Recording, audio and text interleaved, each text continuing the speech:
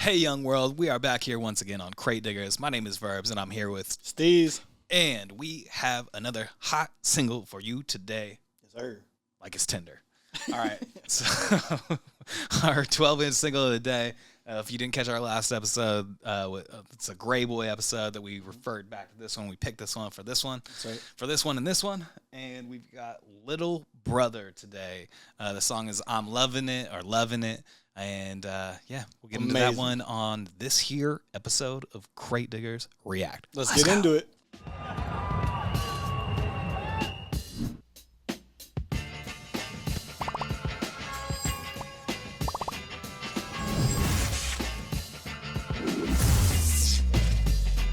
Crate Diggers.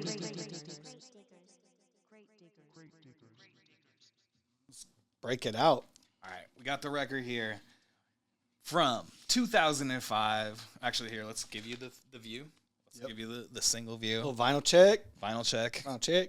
All right, from ABB Records. We can talk about controversies there.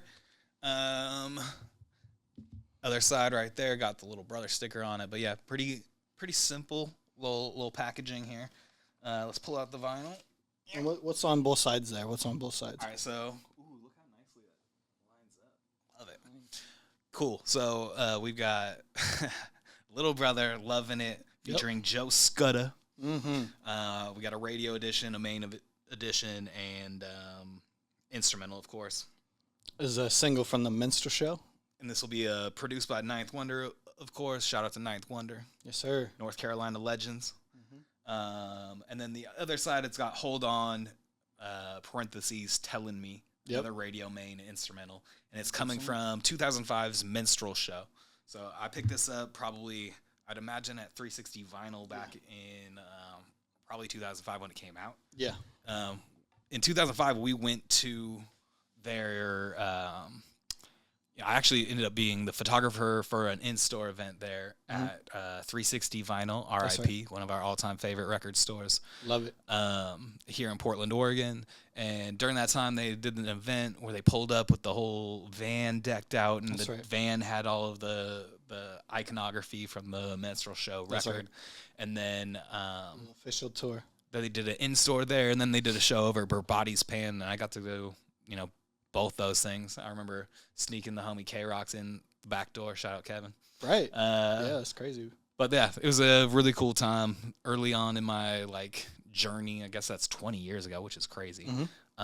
Here in Portland doing music. And at the time I was just taking pictures for the record store. Yeah. And captured the evening. I have a really hilarious picture that looks like Fonte is a little happier to meet me than I am him, which is such a fucking stupid. See if we could find it for you. I was definitely trying to act way too cool in the picture, but he's the coolest. They were super nice guys. Oh my God, just the unlimited conversation with two of the way that kind of our crew at the time looked at that crew, Little Brother as a whole. It had to be as a group, one of our favorite groups, but individuals, beat producers, people making those type of albums, they were just at the forefront of that movement of kind of following off of Dilla and Pete Rock's tradition. And I can't say that there was any more admiration we could possibly have for those people. It was, I think they brought in a new era of coolness and making it cool to have smart music that you could actually move to. Definitely also was this moment of regionality and underground hip hop where North Carolina is doing things. You have Minnesota, you have even Portland, Seattle. Each one of these had their own unique underground culture and people who took off, and you could go and find them and they'd be touring and that kind of stuff. But yeah, I really remember this was a great era for this music. A few years ago, I even got to do a show with them, opening up for them with my guy, Unlearn the World from the Bay. But we did a show here in Portland. I think it was at Roseland Theater. And it was really cool to just get to reconnect with them and rock with them. Still never got to meet Ninth Wonder, but Ninth Wonder, shout out, absolute legend. Love you, Professor. Yeah, shout out Duke. So Anyway, let's maybe get into this one. But actually, do you have any thoughts before we get into it? Lovin' It. It's a great sample here. So this song, man, it comes out at a time where I'm really, really paying attention to independent music. Like, I love Def Jux. I love Rhyme Sayers. I love West Coast hip hop. I love New York hip hop. There's so many people from the underground that I start listening to religiously, just so much more in my discography of like what I used to play and what I now play. And these guys were just dropping, I'd say, absolutely timeless, complete albums. Really not that far apart from each other. I think it was 2003 for The Listening, and then 2005 for The Minstrel Show. I'm telling you, as a group, that's all you need to be solidified as one of the great hip-hop duos is those two albums. The way the messaging goes and the packaging and the production and how things flow seamlessly through each other with Ninth producing them. It just was like this highlight of inspiration for me and been like, wow, real hip hop stuff with people with stuff to say, mature messaging, stuff that's not only focused on money and obtaining other things in the club, things like that. It just like spoke to me so deeply that this new album comes out, The Minstrel Show, and I'm still stuck on The Listening. And this is the first single. And I remember being out with some friends at a bar, or even if I was like young enough and maybe it was just like a juice spot. I don't even know. Man, it was like a hookah bar. It was like a hookah bar. Yeah. And so I remember there's a story about Questlove where he hears this weird drum pattern from outside a club that he is so drawn into. He's like, what the heck is playing in there? And he goes in and he's hearing some Jay Dilla records for the first time. And I literally have this exact feeling where I'm outside of the hookah lounge.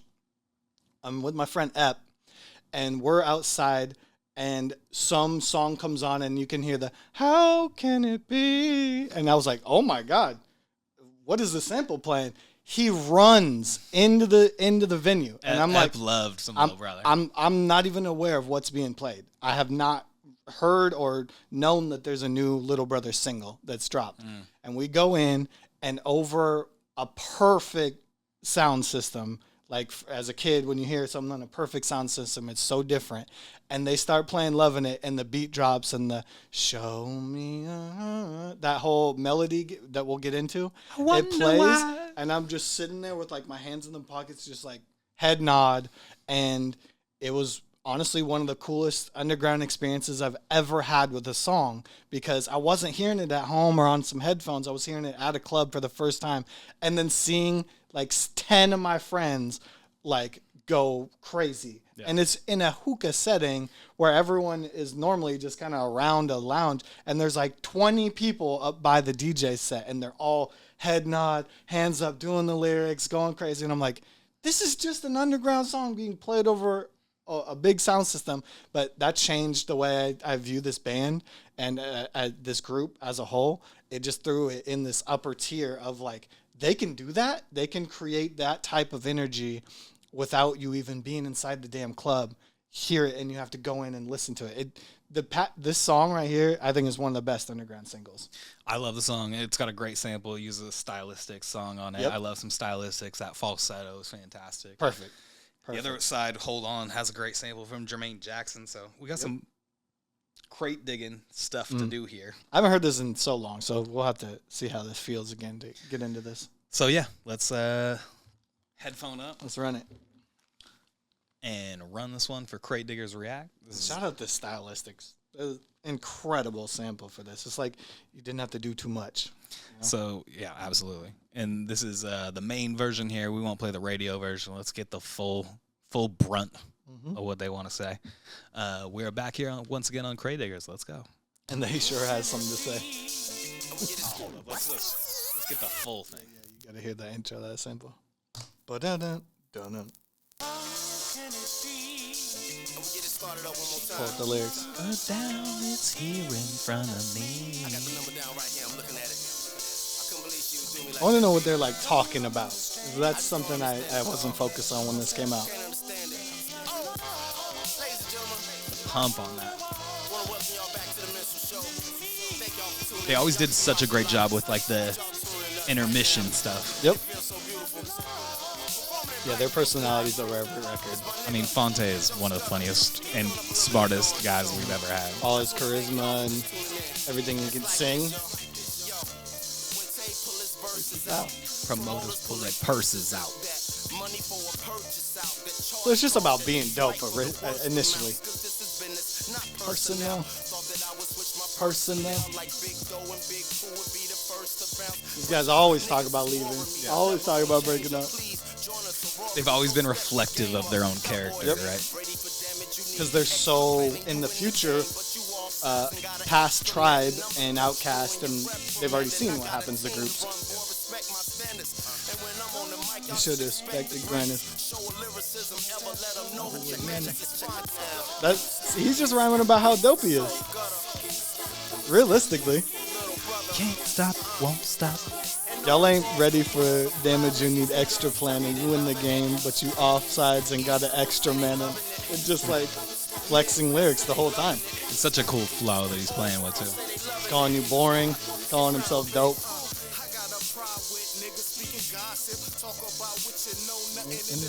Get him, Pooh. Precaution. Shout out Charles Bronson. Part in.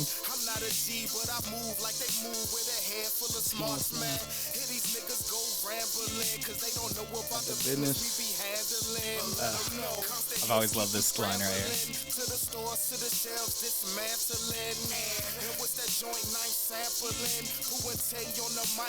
Bastards, them.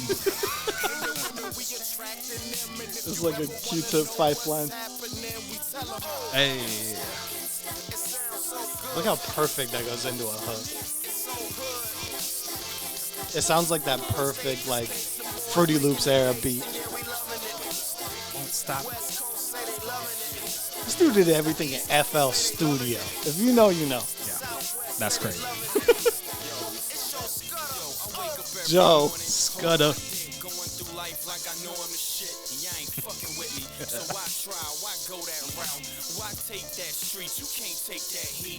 This is better than I remember.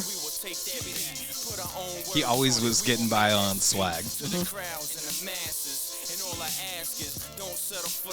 He just has natural rap presence too. Like when he goes out with his bar, there's punch to it, and I like it.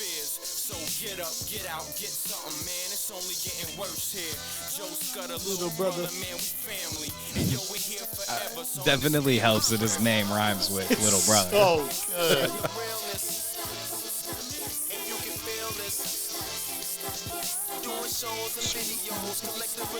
I mean, they put him on the Minstrel Show. This guy's got to be good in real life. He's got to be a cool dude who understands the music.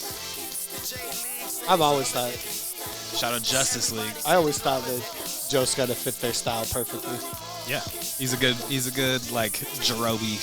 You know, you got to have those extra people. He reminds me of like Evidence style from Dilated. Yeah, very much. Like that cadence. He's not trying to fast rap you like a lot of white rappers. Nope. Don't stop. He's swagging on them. That's all the hook is saying too. Is don't stop, can't stop. Yes, I want it. Don't stop, can't stop. Yes, I love it. That's it. I feel like there's nothing forced in this whole track. It's so easy. They found the perfect sample. It's one of those samples that, as a producer, you look for your entire life, and you hope that something loops in that 8-bar sequence that that one is perfect for a verse, like that little like guitar loop thing that keeps going at the beginning, and then the won't stop, can't stop. Once that comes in, that's already a part of the sample too. The note change as well as the beat change, it did it itself. And because Ninth is in a computer program system, he's not gonna. I'm just trying to say it's way more about finding an easy melody on that bass. Yeah, and he found a sample that it sounds like he just didn't have to change too much. And with my experience, when you can make a beat in 20, 30 minutes and the energy is super high, you found the perfect sample. And I feel like something happened on this day that he found the perfect sample, he made a perfect beat, and they just went in off that energy. Yeah. And there was no energy lost. Like, they found a way to capture one of the dope moments that they made in hip hop. And I feel like that's what every group is kind of striving to do. Yeah. Like as a whole, is find the sample, find the beat, find the lyrics and the hook, and then it all comes out in 30 minutes. If it takes 7 days, it doesn't feel good. Yeah, the natural like progression of it dies out. I mean, we've been around a lot of times where people are making music and it's like, well, if it's not happening right now, then the energy is not going to pick back up tomorrow. That 7th, it's like 8th, 9th vocal record, it feels like you're rehearsing something that isn't, it's not even, you didn't even finish it. You didn't figure out the energy in the first 3. Yeah. So if you're trying to like rehearse your way through that energy, you lost the kind of feel that you had in the original 2 takes. It reminds me of like Nick Cage acting, where it's like, all right, Nick Cage has got to start here, then he's gonna hit here, and then he hits here, and there's he doesn't have anywhere else to go, so it's here. So you're stuck here. That's why you cast him in crazy films. So since this is a great producer track, let's listen to the instrumental just a little bit to hear what it sounds like by itself. But yeah, I wonder why.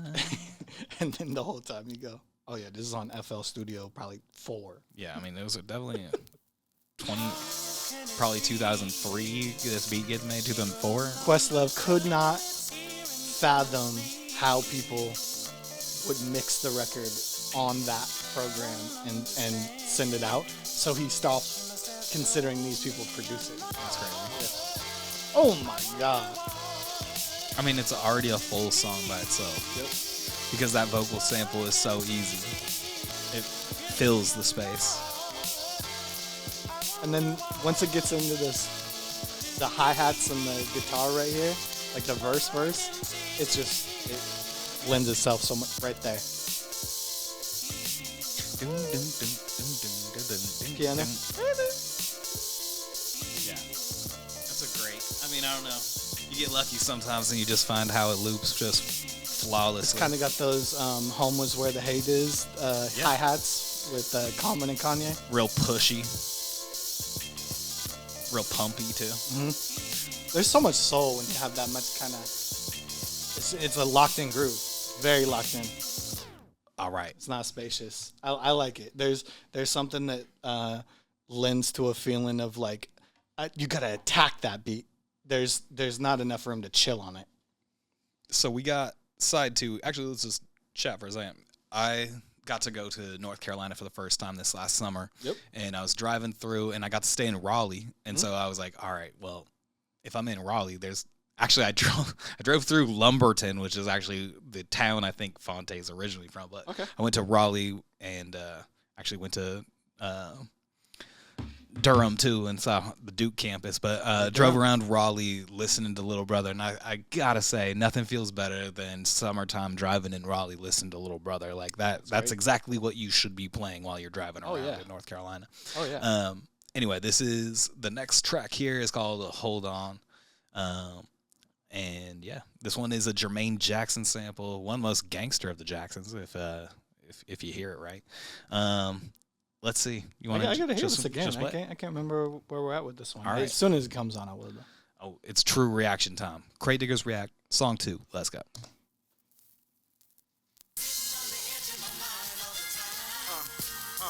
Already into it. Let's go. I wrote this with no hands, nah, I'm playing check it, I wrote this with no pens. A little flow to get the doors open, with your neck nodding back like you drunk off Chopin. A lot of niggas quietly hoping I wouldn't return with the scope on them scoping. But look niggas, I'm here, start choking, it's gonna be a lot of things said that's provoking. Little dudes to get amped. It's interesting. They don't often start with the poo verse. No. And it's not on some love stuff.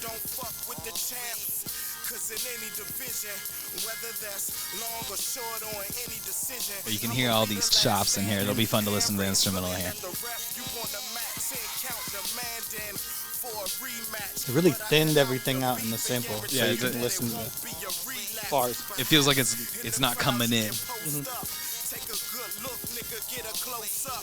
We froze up, scrub niggas that rose up. Your runners over, hang the fucking microphone up. I'm always Another impressed thing is when he can gas. artists can, yeah, exactly. When artists can just go over, there we go. Just go over almost any style beat like that. This is his rhyme style could just work over almost any style beat. Yeah, it's true.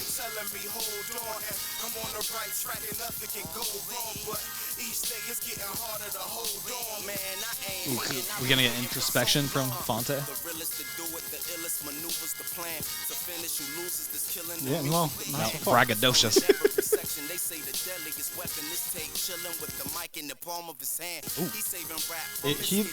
His topics and way he flips his lyrics are a lot like Black Thought. Yeah. He's gonna show you in a million ways how he's carving up the mic, basically. He has one of those like unquestionable flows where it's unbreakable. And he has a billion things at his disposal for vocabulary. Yeah, It's true. just crazy. Yeah.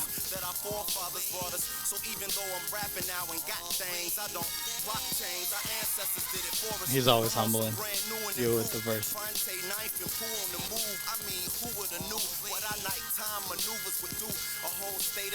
I like the basic chops too.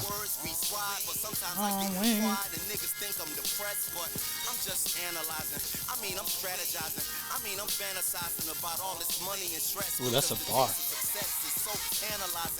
Sometimes I feel like a dope fiend without it. Waking up in cold sweats, having dreams about it. Trying to tell my whole team about it. Y'all niggas gotta walk it. My nigga don't talk it, just be about it. And this is what I'm faced with all the time. I love it. This is like rapping, where we went through that phase where MF Doom told us you don't need no hook. Yeah. You just grind out. They're really good at letting the hook just be a part of the beat.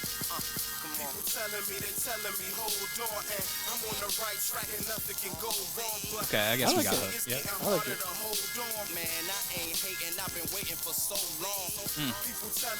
That pass back and forth it's so good because their two tones are so fucking different. It's not even close to the same tone. I've always, I mean, that's, rap groups, we miss rap groups because the balance was so cool. Being able to bounce back and forth like And they're also so crazy together, like on the stage when they put their voices together. It's huge. yeah, big energy. They can get your hands up for about 90% of the show. That's one of the last shows we saw before the pandemic kind of shut things down was Lil Brother. And they did the grown man like verse and show and basically told you that you're gonna get home before midnight and that Yeah, that's right. I forgot about that. you're gonna be at a grown rap show and not just a regular like rap show.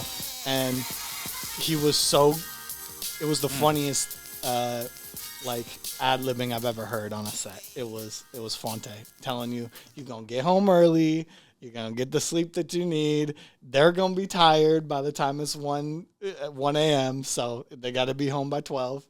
And it just like his presence on stage as well as his charisma it's so unmatched. Like Big Pooh has all the raps and skills, but Fonte is one of the most personal, funny, charismatic dudes I've ever seen. I've seen him, I think, 3 or 4 times on stage, and every single time it's either inspirational, hilarious, or just like makes you think. And he's always encapsulated one of the images of like a perfect MC to me. Is he's got for sure. all the skills. Also was like the him. best Twitter follow you could follow for a long ass I love time. this dude on social media and QLS too. He's always on Questlove's show, Right. which he's a part of. And even to this day, he's so productive. He's so imaginative. He works on, he's done now probably 3 to 5 R&B tapes with somebody from across the seas. Yeah, foreign exchange. And those stories are some I would push everyone to go listen to and understand that he literally has made albums for so long with the guy. He's actually said he's never been in the same room to make the song with. That's crazy. Foreign exchange is literally a foreign exchange of lyrics and beats where those are the two things being exchanged, and they never are in the same room making it. And if you listen to the music, that would baffle you because they sound like they're doing their thing in the studio together forever. And this is just all me, just like congratulating and saluting Fonte. That is one of the best artists that we've ever seen in hip hop. Yeah, I can't argue with that. Let's just listen to a little bit of this beat since we got the instrumental here too. So let's listen to a little bit of this and see how it pumps. Again, Jermaine Jackson on the sample here. Let's go. I am feeling the filtering on this one too. Yeah. There's a lot of compression, a lot of stuff happening to this. Easy king the shit of that. To get that pump. Mm-hmm. Shout out Nick.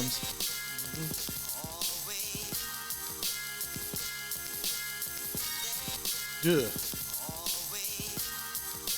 It feels like a tough beat to write to though, like because it's not giving you every piece that you normally feel here. It doesn't naturally drop in, and there's no bass. Yeah. They don't put a bass line over it, but this is kind of how they were doing. From listening to Minstrel Show is like the minimal was always enough. And also like they definitely are following the Dilla trail to make these sloppy chops make something really like interesting and driving versus like it won't be a natural loop on a vocal sample maybe. Yeah. Sometimes it'll chop early or chop late. It's just an interesting way to like just add some difference to things and makes it have like no, I keep saying drive, but it's definitely like a push forward. It is, yeah. I like that. It kind of adds some repill. That turnaround is real clean. I like that turnaround. All right. We did this one right here. All right, so I pulled this out because I forgot I had this in my little stack.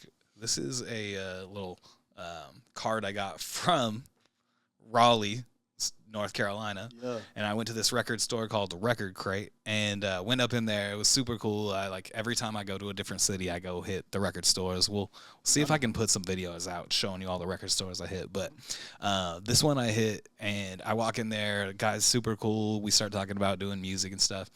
And we talk about Little Brother pretty quick. And he's like, oh, Ninth Wonder lives around the street. I'm going to call him and tell him you're here. I'm like, no, he doesn't know me. He doesn't know me. Like, that's a crazy thing. I've done shows with Little Brother, but he does not know me.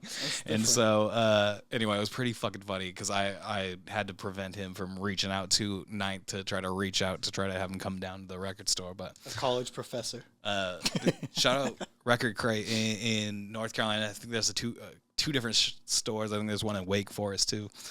They were super cool, and guy was it was fun chatting with him. So always love to the record store owners out there, and any record store that Ninth Wonder is out there digging. You know, they probably got some bops in it. And also one other shout out to Mac Smith from We Out Here. He dropped off these Old Town Brewery beers for us. Hazies.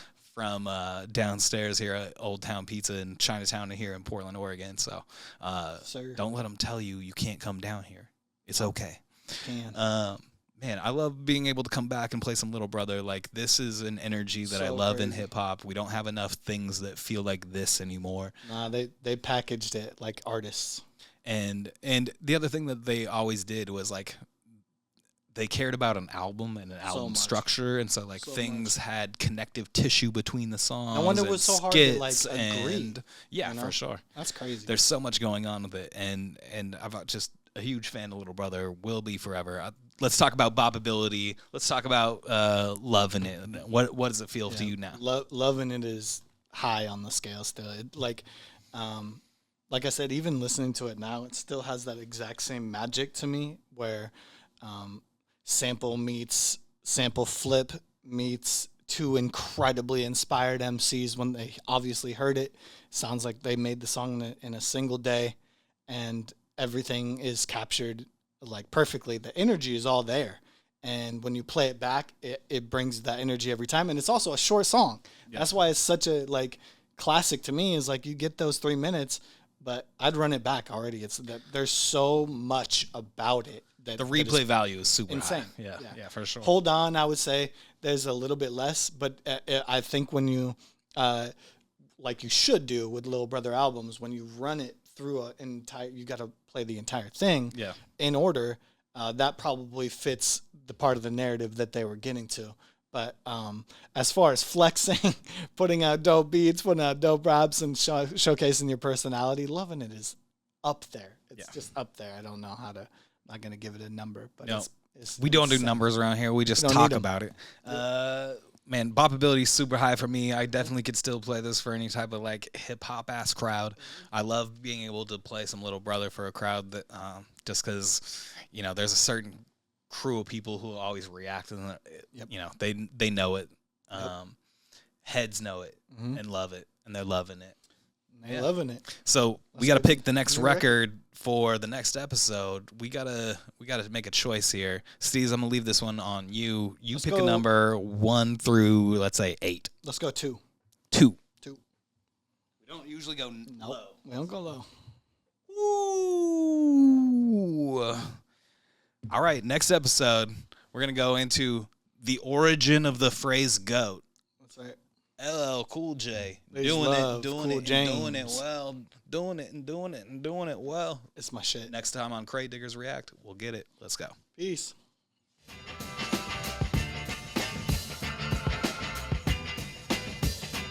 Crate Diggers.